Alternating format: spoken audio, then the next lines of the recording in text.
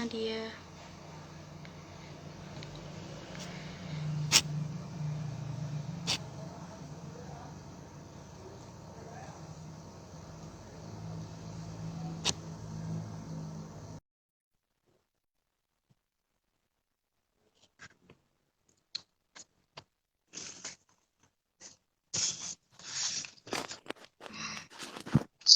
Halo Elpa.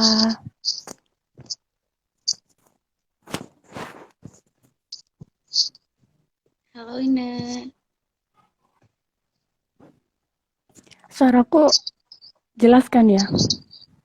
Jelas, jelas. Oke, tunggu dulu ya sampai mungkin beberapa penonton mau tunggu masuk dulu. Suaraku jelas juga kan? Terusnya.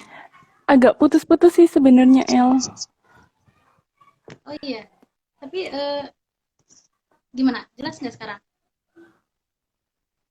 Apa? Udah jelas belum sekarang? Iya, iya, iya. Oke. Main-main. Bentar ya El. Oke, nggak apa-apa.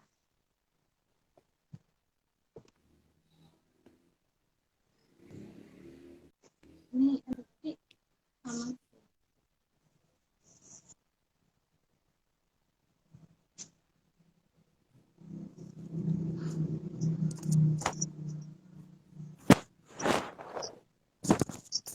Kita mulai aja kali ya. Oke, kita mulai. Oke. Oke, boleh Ina. Oke. Halo teman-teman semua. Kenalin, aku Inuku Sumawardani, mahasiswa aktif Fakultas Psikologi Universitas Merdeka Malang, angkatan 2019. Jadi hari ini kita akan di live IG hari ini kita akan berbincang-bincang tentang child grooming, modus berujung pelecehan seksual pada anak. Tentunya dengan sumber kita yang udah gabung live hari ini, Elva Hasna. Halo Elva. Halo, halo semua. Elva, Elva ini mahasiswa aktif Fakultas Psikologi Universitas Merdeka Malang juga, angkatan 2019 juga. Apa kabar nih El? Alhamdulillah baik. Baik banget. Alhamdulillah ya. Suaraku beneran jelas kan? Beneran. Mm-mm. Jadi udah siap belum buat nyampein Siap. materi hari ini? Siap. Siap. Mantap. Udah siap. Nah, El, dari tema yang mau kita bahas hari ini ya, Ya. mungkin beberapa orang di sini kayak masih asing gitu sama kata-kata child grooming. Kayak, Ya. apa sih child grooming itu? Kok aku baru denger ya? Kok aku baru tahu gitu? Atau mungkin ada yang pernah udah denger, cuma nggak tahu maksudnya apa, atau mungkin lupa maksudnya apa gitu kan? Ya. Nah, jadi gimana El? Child grooming itu apa sih? Nah, oke. Silahkan. Oke, terima kasih ya Ina. Selamat sore semuanya. Jadi, child grooming ini adalah sebuah upaya orang dewasa untuk membangun sebuah hubungan, kepercayaan dan ikatan emosional dengan seorang anak atau remaja di bawah umur 18 tahun ya. Nah, sehingga si para pelaku child grooming ini atau apa ya, pedofil gitu, mereka ini dapat memanipulasi dan mengeksploitasi bahkan melecehkan korban gitu. Jadi child grooming sendiri ini mengacu pada teknik yang non kekerasan gitu, yang digunakan oleh beberapa penganiaya anak untuk mendapatkan akses dan kontrol dari korban mereka gitu. Jadi child grooming ini pelakunya ini memulai aksi groomingnya ini dengan cara halus gitu tanpa kekerasan ya, dengan artian itu apa ya, memberi iming-iming kepada si korbannya ini gitu, sehingga membuat apa ya, si korbannya ini menjadi terbuai gitu oleh si pelaku, menjadi Mm-mm. ketergantungan sama si pelaku gitu. Jadi kan kalau sudah seperti itu kan susah ya untuk lepas gitu. Iya. Hmm. Modelnya kayak udah baper gitu ya. Iya betul, itu kayak gitu.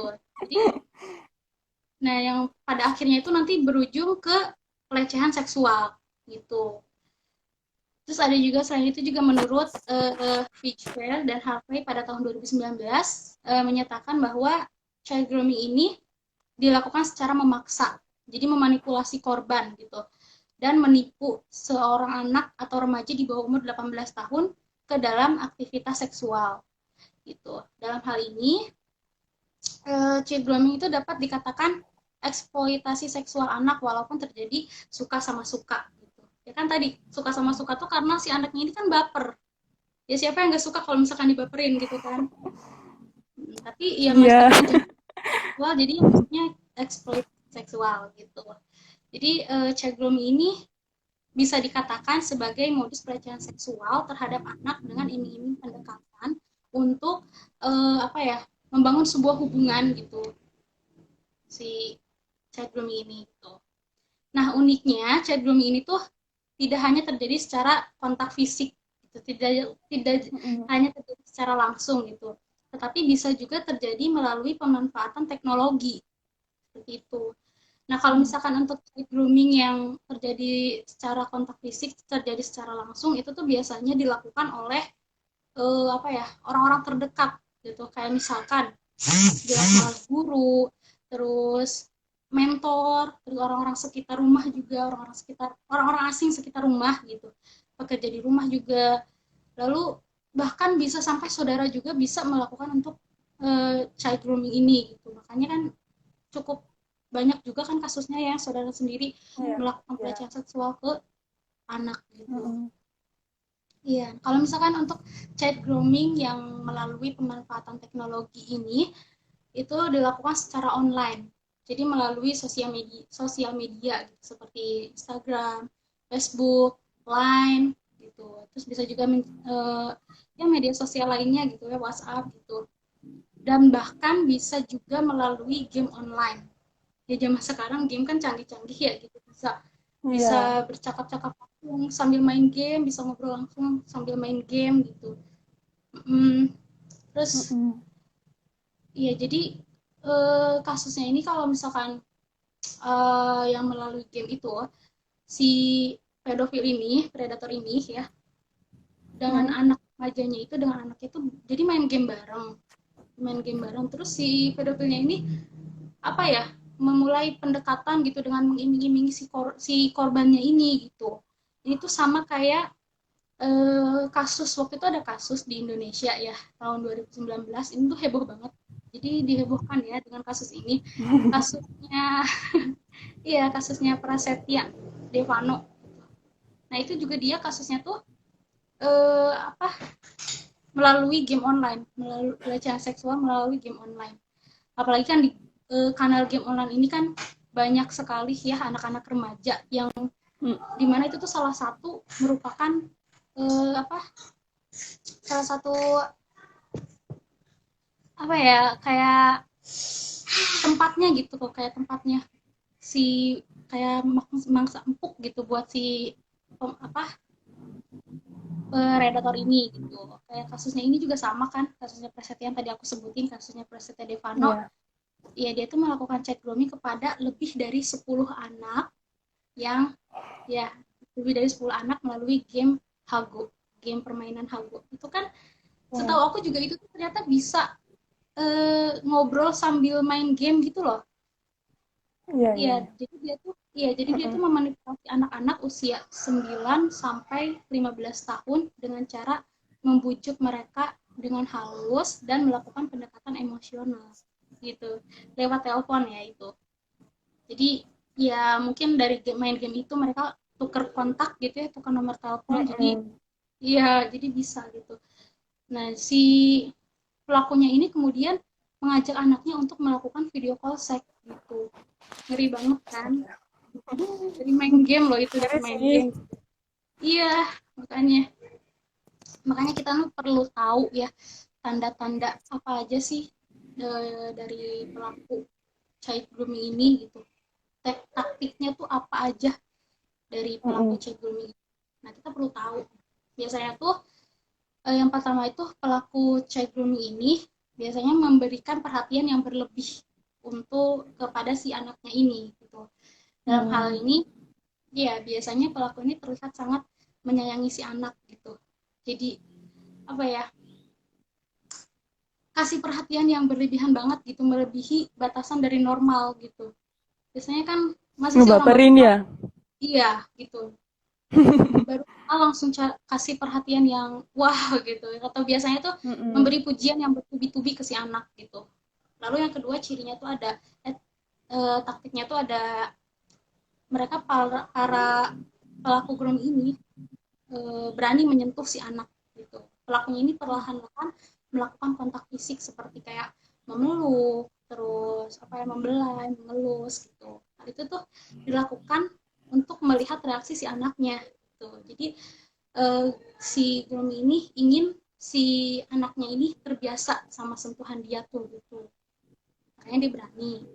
Kemudian yang ketiga itu mereka ini para pelaku ya berlagak simpatik gitu. Pelaku ini berusaha membangun kedekatan dengan anak ya.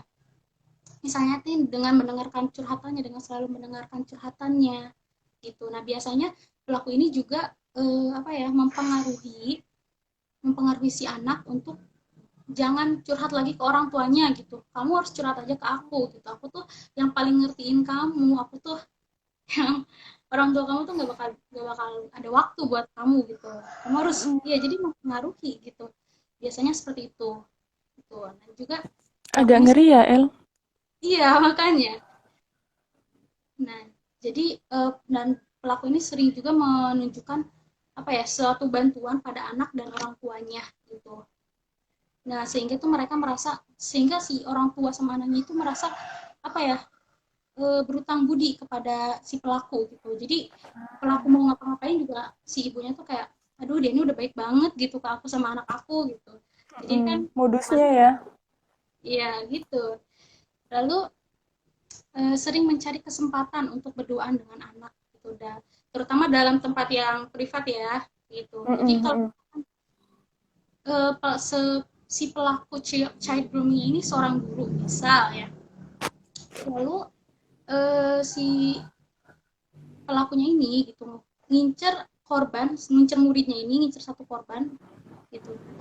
Si pelakunya ini, si gurunya ini ngajak Mm. si korbannya untuk les di rumahnya gitu, tapi cuma berdua. Nah itu hati-hati, takutnya itu malah menjurus ke child grooming itu gitu, takutnya Pelecehan ya. seksual ya. Iya. Lalu yang terakhir ini bisa, yang tadi bisa dekat melalui internet. Nah zaman Internet. sekarang udah canggih ya, sebelum aja udah bisa melalui Mm-mm. internet gitu, jadi hati-hati aja, bijak aja sih menggunakan internet itu. Apa-apa Nah sekarang itu kan pakai tadi, teknologi juga kan. iya betul. Nah itu tadi tanda-tanda dari child grooming ya, yang benar-benar teman-teman ini harus pahami apa yang terjadi saat ada orang dewasa yang memperdaya anak-anak yang usianya tuh jauh lebih tua dari mereka gitu, jauh lebih dewasa dari mereka. Jadi teman-teman di sini juga harus apa ya, jadi agen untuk teman yang untuk teman yang mengalami child grooming ini. Nah misalnya ada teman yang notabene, ada teman atau saudara kita gitu yang notabene itu adalah anak-anak atau anak remaja ya. Nah mereka tuh cerita gitu sama kita gitu, sharing sama kita gitu, cerita sama kita kalau kayak, ih aku nih dapat kenalan baru loh dari Facebook gitu. Kakak ini tuh baik banget loh gitu, terus perhatian banget Mm-mm. sama aku, ini sering banget ngasih kuota yang banyak ke aku. Aduh aku beruntung banget deh bisa kenalan sama kakak ini. Nah seperti itu. Nah kalau misalnya ada yang cerita seperti itu, kita harus apa ya, peka gitu, harus hati-hati, kita juga harus kasih tahu baik-baik kalau misalnya kalau biasa jadi itu tuh merupakan tanda-tanda dari child grooming tadi gitu. Mm-mm. Ya intinya sih kita harus peka ya, karena mungkin itu juga bisa terjadi sama diri kita sendiri, bisa terjadi sama saudara kita, bisa terjadi sama ya siapapun yang kita kenal gitu kan. Orang terdekat kita ya, tentunya. Iya, iya. Lalu ada juga nih penyebab terjadinya child grooming, terutama pada anak remaja ya, karena Mm-mm. anak-anak ini kan memang sangat mudah ya untuk dimanipulasi, usia segitu tuh masih Iya. sangat mudah untuk dimanipulasi gitu, apalagi orang dewasa yang menjadi pacarnya gitu. yang menyanjung, yang memuji sampai mereka itu ya terlena gitu. Nah itu tuh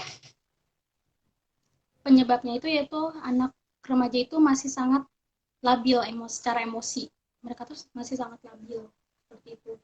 Terus mereka juga mudah baper gitu, sering dipuji Mm-mm. terus baper, kayak misalkan dipuji secara fisik, kayak wah, eh, rambut kamu bagus banget nih, kamu cantik banget deh gitu, bibir kamu seksi, itu mereka gitu ya.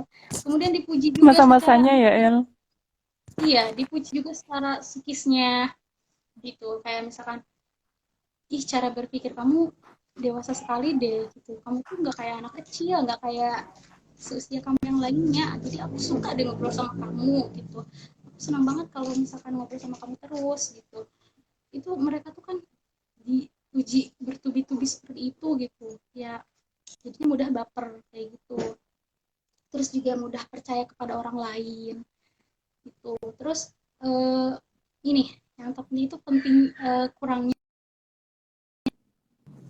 Nah, emang sih di Indonesia ini masih sangat tabu ya untuk mengajarkan anak tentang pendidikan seks itu. Padahal pendidikan seks itu sangat penting Fahri, diajarkan. apa? Ya, kenapa nggak? Gimana? Eh, videomu terputus-putus Oh di ya, aku. oh ya, gimana? Ini sekarang Iya, udah bagus nggak? Udah bagus nggak? iya, iya. Lumayan. Oke. Tadi sempat loading. Sampai, oh ya, tadi sampai Hmm. ini ya, kurangnya pendidikan seks ya. Ya, ya, lanjut, lanjut. Ya. Silakan lanjut. Nah, kurangnya pendidikan seks ya, itu salah satu, itu juga penyebab dari terjadinya grooming. Nah, emang sih pendidikan seks di Indonesia ini masih sangat tabu untuk diajarkan ke anak-anak gitu. Padahal pendidikan seks ini memang sangat penting diajarkan pada anak sedari usia dini agar nanti si anak ini terjaga dan bisa menjaga dirinya ketika remaja kelak gitu. Gimana ini, suaraku masih aman? Aman kok, aman. Aman. Video juga aman kok. Oke. Lalu hal yang perlu dilakukan oleh diri kita sendiri nih agar terhindar dari child grooming ya, yang perlu dilakukan oleh diri remaja sendiri nih gitu. Agar terhindar dari child grooming itu, yang pertama itu peka ya terhadap kondisi di sekeliling kita. Jadi kita harus tahu nih kondisinya itu seperti apa agar kita bisa pahami. Kemudian yang kedua Mm-mm. itu pahami taktik yang biasa dilakukan oleh pelaku child grooming. Yang tadi itu kan yang udah aku bahas, itu Iya. taktiknya seperti itu, tanda-tandanya seperti itu. Nah, kita tuh harus banyak pahami ini tentang ini biar kitanya tahu gitu motif motif dari si pelaku ngechat kita gini-gini tuh, kita tahu gitu. Apa? Ini tanda-tandanya Gitu kan. wah udah bahaya gitu dari awal Mm-mm. gitu. Terus yang ketiga ya, apabila umur ini masih di bawah 18 tahun gitu, sebaiknya ya beritahu orang terdekat kita, seperti orang tua gitu ya, tentang relasi yang mereka miliki gitu. Nggak apa-apa kasih tahu aja orang tua gitu, di bawah umur 18 tahun itu nggak apa-apa gitu, kasih tahu aja dia lagi dekat sama siapa, dia lagi ini Mm-mm. gitu, biar kan siapa tahu orang dewasa itu, orang atau orang tua itu lebih tahu gitu, Iya. eh, ini iya lebih tahu, lebih mengerti gitu, jadi nggak apa-apa kasih Iya, tahu iya. aja, itu kebaikan juga gitu.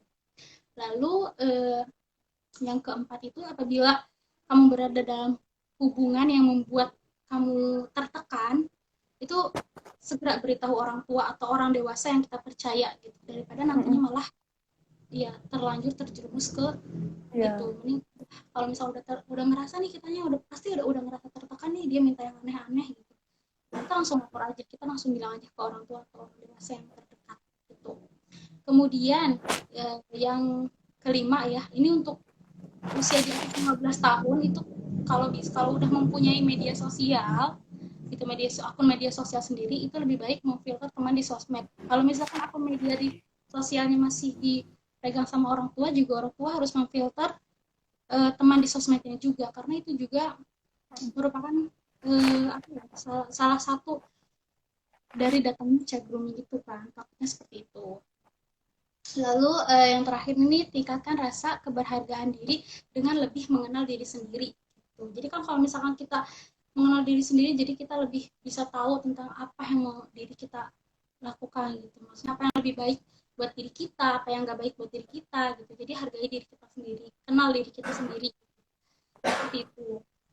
Lalu, nah selain di apa ya, ini itu tadi hal yang perlu dilakukan oleh diri kita sendiri ya untuk mencegah terjadinya child grooming. Lalu selain diri kita sendiri juga ternyata peran orang tua, peran keluarga itu ya penting juga untuk menghindar dari anak agar tidak terjadi child grooming. Gitu. Nah, peran keluarga terutama orang tua dalam pencegahan child grooming ini sangat krusial ya, sangat penting gitu. Yang kita punya saudara yang masih kecil atau anak remaja, beberapa hal ini nih bisa kita lakukan agar mereka ini tercegah dari perilaku korban bullying. Seperti itu. Yang pertama itu kita tuh perlu paham tentang perilaku child grooming dengan menggali sebanyak-banyaknya informasi tentang perilaku child grooming ini gitu. Jadi ya tadi kita harus cari tahu, banyak ya sekarang informasi, banyak juga yang udah memberikan edukasi tentang child grooming ini, jadi kita cari tahu gitu. Takutnya si saudara atau anak atau siapapun yang kita kenal gitu mengalami hal itu, ya bisa kita apa ya, cegah, bisa kita tolong gitu ya istilahnya gitu. Lalu hindari membiarkan anak atau adik kalian, adik kita gitu, ketika berduaan dengan orang asing. Jadi hindari lah ketika si anak ini lagi berduaan sama orang asing, sama orang yang nggak tahu, kita nggak kenal gitu. Tapi ya dihindari sebisa mungkin gitu ya. Atau dihindari juga sama orang dewasa yang apa ya, ya sih orang asing lah seperti itu ya. Lalu tolak orang asing yang ingin menawarkan bantuan kepada orang tua dan keluarga untuk membantu merawat si anaknya ini. Jadi kalau misalkan ada orang tiba-tiba datang orang asing terus pengen ngerawat anaknya ini, ngerawat anaknya itu lebih baik tolak aja. Takutnya dia punya niat yang jahat gitu. Bukannya zone ya, tapi kita hati-hati gitu kan. Iya, perlulah jaga diri. Iya. Lalu ini, ajari anak tentang pendidikan seks. Tadi emang pendidikan seks itu penting ya untuk menjaga diri si anak. Jadi ajarkan nggak apa-apa gitu. Lalu yang kelima itu selalu cari tahu dan pantau terus hubungan anak dengan orang asing. Nah kalau misalnya si anak udah terlanjur apa ya berhubungan sama orang asing ini, kita tuh harus pantau terus gitu. Tapi jangan apa ya, memantau itu jangan berlebihan juga, jangan kayak mengekang jatuhnya. Ya tapi ya pantau. Terkesan otoriter nanti ya. Iya, jangan sampai terjadi gitu. Lalu luangkan waktu untuk mengobrol dengan anak atau adik kita supaya lebih terbuka, lebih mengenal perasaan mereka gitu. Jadi mereka lebih jujur gitu. Jadi sering-sering ngobrol gitu agar mereka lebih terbuka. Lalu batasi anak dalam menggunakan gadget untuk hal yang kurang penting gitu, dan tidak mengizinkan anak memiliki akun media sosial tanpa pengawasan orang tua di bawah usia 15 tahun. Jadi kalau misalkan di bawah 15 tahun tuh selalu pantau anak lah kalau misalnya lagi main sosial media ya. Takutnya mereka kan di usia segitu kan takutnya penasarannya itu kan tinggi ya, takutnya macam-macam. Lalu ajari literasi digital ke anak gitu. Jangan selalu melek digital lah tiap hari gitu. Ajari waktunya kapan gitu, main kapan, waktu istirahat kapan, kayak gitu. Lalu nah selain dari diri sendiri untuk melakukan grooming dan dari keluarga juga, nah lingkungan juga memiliki peran yang sangat penting untuk mencegah child grooming. Nah peran lingkungan untuk melindungi anak remaja ini yaitu yang pertama, jangan pernah menghakimi. Itu jangan pernah menghakimi. Namanya remaja itu kan sedang berproses untuk mencari jati diri. Jadi terkadang melakukan hal-hal yang kurang tepat gitu atau yang kurang sesuai dengan norma gitu. Jadi biasanya kalau misalkan kita lihat anak remaja tuh kan kayak nongkrong kumpul-kumpul gitu kan di malam-malam gitu, itu kan kalau dilihat kan emang kurang pantas ya, Iya. ya kan, kurang pantas Mm-mm. di, tapi kan itu kita terima dulu aja, nggak apa-apa kita terima gitu, selagi bisa dimaklumi kita terima. Kecuali kalau misalkan udah gak bisa dimaklumi, nongkrong-nongkrongnya tuh kayak sambil bakar-bakar ban, bakar-bakar apa gitu, bakar-bakar rumah, itu malu, itu gak bisa gitu, itu gak bisa dimaklumi Itu ya. itu ujung-ujungnya dilaporin, Elva.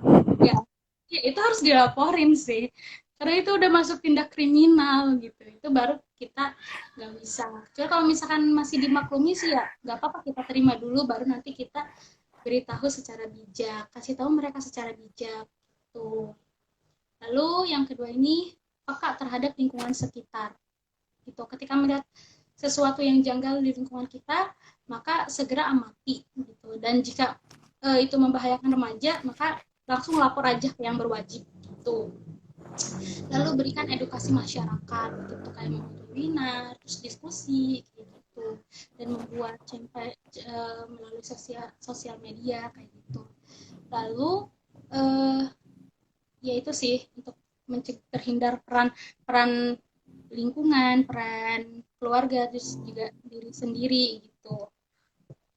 Terus kalau misalkan untuk kalau misalkan yang sudah mengalami child grooming nih, nah ternyata dia tuh baru sadar ada Mm-mm. nih, ada eh, yang kita kenal gitu, atau siapapun yang sudah mengalami child grooming, mereka baru sadar. Nah terus apa yang harus mereka lakukan dan apa juga yang harus kita lakukan gitu. Nah yang bisa dilakukan sih ya, ya cepat-cepat bertindak cepat ya, kita harus bertindak cepat gitu. Yang pertama itu lapor gitu, kasih tahu ke orang tua, guru, atau orang dewasa yang bisa dipercaya gitu, kasih tahu Mm-mm. mereka gitu kalau misalkan kita tuh Iya. kena masalah ini gitu, chat ini Iya. gitu apa. Terus lapor polisi, itu juga apa, lapor polisi, dan dapat meminta pendamping dari lembaga yang terkait gitu untuk menemani kita melapor ke polisi. Atau bahkan sebenarnya sekarang itu kan di setiap polda atau polsek itu kan ya, no, ada yang Mm-mm. namanya tuh tim pelindung anak. Nah biasanya itu tuh isinya poluan-poluan tuh. Nah kalau misalkan si anak itu malu, yang kena korbannya ini malu gitu untuk lapor ke langsung ke polisinya, itu bisa tuh melalui tim pelindung anak gitu, melalui polda gitu, lapor kalau misalnya satu udah terkena child grooming gitu. Lalu Wah, ini aku baru tahu nih kalau di Polda ada itunya. iya, Ada apa? setahu aku tim pelindung anak ya, setahu aku itu ada. Iya, iya, iya. Ya, lalu bisa juga nih mencari bantuan profesional gitu melalui komunitas ataupun ke psikolog langsung. Itu Iya. bisa banget, itu dianjurkan banget ya, karena kan mental ya, Nek, kayak gitu tuh mental juga kena gitu. Jadi kan harus kasih tahu. Mm-mm. Nah, lalu yang harus kita lakukan ini ketika membantu korban child grooming ya, ketika kalau misalkan kita pengen ngebantu gitu kan, kalau misalkan jangan asal ya kalau mau Mm-mm. ngebantu, soalnya takutnya malah nanti malah memperumit masalahnya gitu. Jadi Iya, iya. hal yang harus kita lakukan tuh yang pertama itu beri mereka ruang terlebih dahulu. Jadi biarkan korban ini tenang dulu gitu, jangan kita langsung apa ya menginterogasi korban dengan berbagai pertanyaan gitu. Kalau misalnya kita ngelihat nih, misalkan kita ngelihat si korban ini nangis gitu ya, nangis, nah kita nih jangan langsung eh, nanya ke si korbannya lagi nangis gitu, katanya kita paksa harus jawab kayak misalnya, kamu kenapa nih nangis kayak gitu, jangan nangis dulu, ayo cerita dulu biar kita tahu masalah kamu itu apa, udah kamu jangan nangis dulu, ayo cerita. Jadi dipaksa buat cerita Iya, gitu. sering banget nih kayak gitu. Iya itu tuh jangan ya, biarkan mereka dulu, biarkan mereka nangis dulu aja nggak apa-apa, tapi juga nanti mereka bakalan speak up gitu kan, apa yang mereka alami gitu. Terus jangan pernah menghakimi sama sekali, jangan pernah menghakimi si korban sama sekali gitu. Seperti kita udah tahu nih ini kena kena korban child grooming gitu ya, kena child grooming, kita jangan menghakimi kayak kamu sih gitu centil gitu, kataku juga kan jangan posting muka kamu yang aneh-aneh di sosial media itu gitu. Jadi aja kamu kena korbannya kan, kata itu. Padahal aku udah bilang beberapa kali loh sama kamu kalau kamu tuh nggak usah kecentilan kalau di sosial media, bahaya loh. Nah itu tuh jangan teman-teman, itu karena apa ya, eh, kalau kayak gitu ngerasa korbannya yang ngerasa bersalah, bukannya si pelaku. Jadi kayak Ya kan? jadi kayak playing victim kan ya ujung-ujungnya. Kayak gitu betul, jadinya kayak ya janganlah gitu, menyatakan korban secara langsung atau menghakimi gitu. Kemudian yaitu ya selalu, kemudian itu beri ruang aman untuk si korbannya, dampingi korban untuk lapor ke yang berwajib gitu, dan sarankan korban untuk pergi ke psikolog atau konselor seperti itu. Itu teman-temannya itu tentang child grooming ya, macam-macamnya tadi banyak tanda-tandanya, tanda-tanda taktik dari perilaku child groomingnya itu tadi sih materi dari aku. Gimana, ada yang mau ditanyain kan? Wah, ternyata ternyata dari penjelasan kamu kita nggak boleh sembarangan ya langsung kayak percaya sama orang apalagi yang lebih dewasa sama dari kita gitu kan. Nggak boleh Iya, langsung asal-asal baper sama orang juga. Takutnya kan kayak dimodusin buat pelecehan seksual kayak gitu kan ya. iya Takut juga takutnya sih El. ke situ. Harus lebih hati-hati karena sekarang Mm-mm. pintar-pintar kita aja. Oke Itu El, sih. aku boleh tanya nggak tentang child grooming ini? Oh boleh banget dong, silakan ini. Oke, jika ada orang dewasa nih El yang berpacaran dengan anak remaja lah gitu kan. Itu kan termasuk Ya, child grooming kan. Nah, ya. tapi ada aja yang beranggapan bahwa mereka ini lebih nyaman eh, berpacaran dengan yang lebih dewasa gitu kan. Dan tidak semua hubungan dengan orang dewasa itu manipulasi gitu kan. Nah, kalau pemikirannya seperti itu El, sadar. Sebenarnya ini kok, Halo, Elva? walah. Oh, oke. Barusan Oke. video kamu loading soalnya. Oh di kamu juga aku ya. Oh iya? Oh. Oh, Nah, kalau di aku pemikiran kayak gitu dong. tuh gimana sih, El? Oh si Terus kan banyak. takutnya dia nanti nggak sadar gitu kan kalau udah diperdaya sama orang dewasa tersebut gitu. Nah, gimana tuh, El? Oke, jadi ya terima kasih ya ini pertanyaannya. Nah, emang sih ya sebenarnya itu memang banyak sekali anak remaja yang memiliki hubungan dengan pasangan yang lebih tua dari mereka gitu kan. Tapi ya selama hubungan itu apa ya, baik-baik aja, selama hubungan itu positif, maksudnya tuh positif itu dalam artian ini ya, tidak mengarah pada hubungan seksual, itu tuh nggak apa-apa sih sebenarnya, tidak mengarahkan pada apa ya, tidak memperdaya anak gitu, itu nggak apa-apa sih gitu. Ya selagi misalkan itu nyaman ya nggak apa-apa gitu. Atau eh, sebenarnya ya itu nggak masalah juga gitu kalau misalkan mereka nyaman berhubungan dengan yang lebih tua darinya gitu.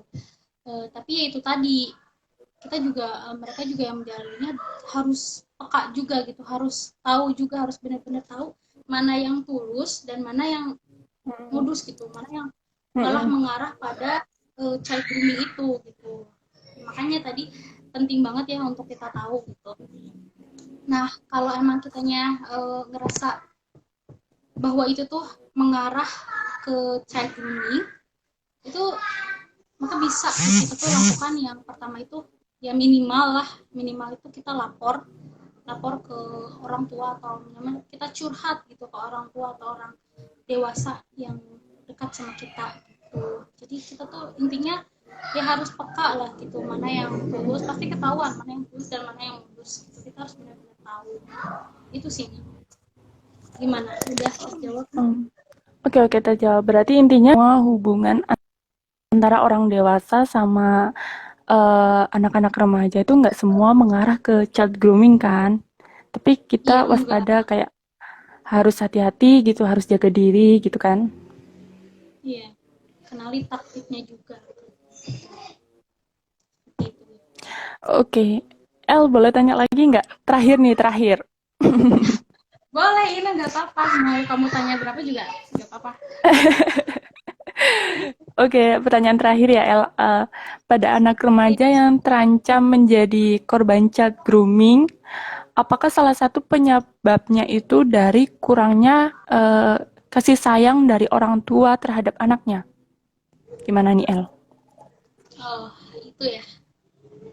Kalau misalkan aku kurang kasih sayang dari orang tuanya merupakan salah satu merupakan penyebab dari child grooming, itu bisa jadi mungkin terjadi. Kalau misalkan salah satu penyebabnya itu ya mungkin gitu, jawabannya itu mungkin terjadi, tapi ingat eh, seorang anak yang mengalami kurangnya kasih sayang dari orang tua itu tidak selalu mudah untuk dimanipulasi oleh perilaku child grooming ini gitu, karena semua itu kan tergantung orang ya kayak gitu. Mm-mm. Semuanya anak yang kurangnya kasih sayang ini mudah untuk ya itu tadi dimanipulasi gitu, enggak, jadi itu seperti itu nak. Jadi enggak, kalau misalkan salah satunya penyebabnya ya mungkin bisa terjadi, mungkin ada aja karena kan mereka apa ya, kurang kasih sayang, terus menemukan orang orang yang lebih dewasa melakukan apa ya, memberi perhatian yang cukup banyak, yang berlebihan, mereka tuh ngerasa kayak aduh ini satu-satunya orang yang perhatian banget nih sama aku gitu. Itu Ya, ya, mungkin ya. mungkin terjadi, tapi nggak mudah gitu untuk dimanipulasi orang yang kurang kasih sayang itu, nggak semuanya. Seperti itu sih jawabannya. Gimana, udah terjawab nih? Wah, terjawab banget sih El. Makasih loh El jawabannya. Iya Ina, sama-sama. Oke, Hmm, penyampaian materi sudah selesai semua kan ya El? iya sudah kok. Ya. Wah, aku dapat pelajaran banyak nih dari apa yang kamu sampaikan tadi. Tentunya bukan aku doang ya yang dapat eh, apa pelajaran. Tentunya penonton live IG hari ini juga dapat banyak ilmu gitu, ilmu-ilmu baru tentang child grooming, tentang apa yang harus dilakukan, ciri-ciri child grooming, penanganannya gitu, banyak banget. Eh, jadi karena pemaparan materi sudah selesai juga, jadi boleh aku akhiri nggak? Iya boleh, tapi aku mau ngasih pesan satu satu aja Ya, ya ke silahkan El. ya. Jadi chatroom ini kan perlu ya, penting banget buat untuk kita perhatiin gitu kan. Eh, kita harus mulai memperhatikan lah gitu, eh, tentang child grooming ini, karena cukup bahaya juga kan itu gitu. Jadi kalau misalkan kita nih apa ya, kita melihat sebuah hubungan atau tindakan, kita melihatnya itu kayak biasa-biasa saja, tapi hati-hati, bisa jadi itu merupakan sumber permasalahan gitu. Jadi kita harus hati-hati, itu waspada gitu, dan penting juga kita untuk mencari informasi yang lebih gitu dari child grooming ini. Itu udah sih nah, gitu aja ya. Terus Wah, ya aku akhiri aja ya Nih ya, materi yang udah aku sampaikan semoga bermanfaat juga untuk semuanya dan bagi diri aku juga gitu. Ya, terima kasih Ine untuk udah bersedia menjadi moderator. Terus terima kasih juga buat teman-teman yang udah uh, meluangkan waktu untuk menonton live IG aku kali ini. Oke, aku kembalikan. Aku ucapkan terima kasih dan mohon maaf bila ada kata yang salah. Ya, terima kasih Ina. Aku kembalikan lagi semuanya sama moderator Ina. Silakan. oke, makasih Alfa udah mau berbagi ilmu hari ini, udah mau jadi narasumber kita di live IG hari ini. Semangat terus buat perkuliahannya ya. Semangat, Oke, semangat. aku selaku moderator di sini. Kalau ada tindakan atau kata-kataku yang kurang berkenan, baik di kamu atau di penonton, aku mohon maaf. Terima kasih semuanya yang udah nonton live IG hari ini. Jadi aku akhiri ya. Dadah. Ya, terima kasih Makasih. semuanya. Assalamualaikum warahmatullahi wabarakatuh. Waalaikumsalam.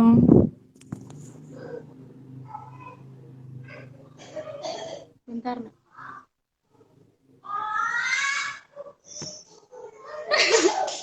Nah, ini cara mengakhirinya. Sebentar ya. Aku yang